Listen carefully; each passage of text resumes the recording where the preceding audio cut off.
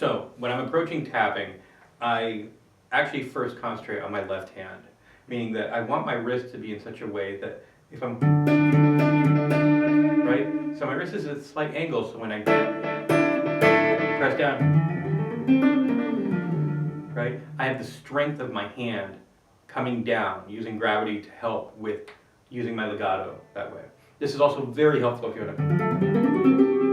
want to do like legato play. You're essentially doing it the same, right? But the main thing here also is my right hand, and I anchor with my thumb on top of the fingerboard. It doesn't matter if I'm doing EVH style, but if I'm doing multiple strings,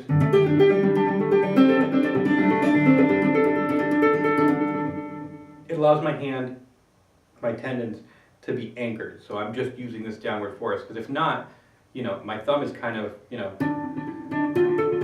it's free floating. The bounce back will kind of get me. Where if here,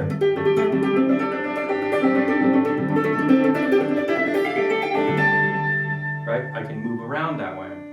Very useful for that. So what I do is I practice all the same intervals I would with my left hand, like, you know, whatever interval I'm trying to choose, make the same patterns with my left and right hands. And then I try and find arpeggiations like,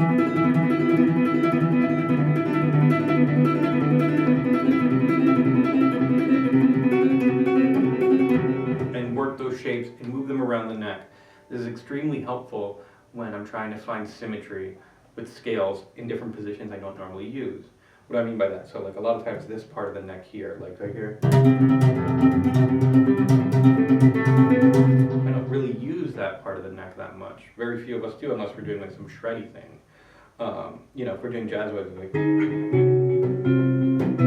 right, we're usually here on the E string, but if I'm doing here, but we're usually not getting up here because it gets normally a little muddy, but with tapping it's perfect.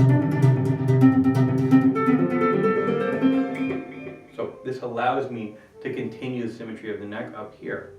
So yeah, with the left hand you want to approach it like you'd be doing legato playing, anchoring the wrist in a way, or not anchoring, twisting the wrist in a way, where you're using gravity.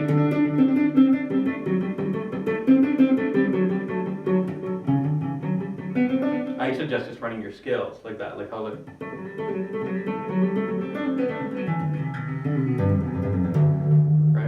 And then with my right hand doing the same thing.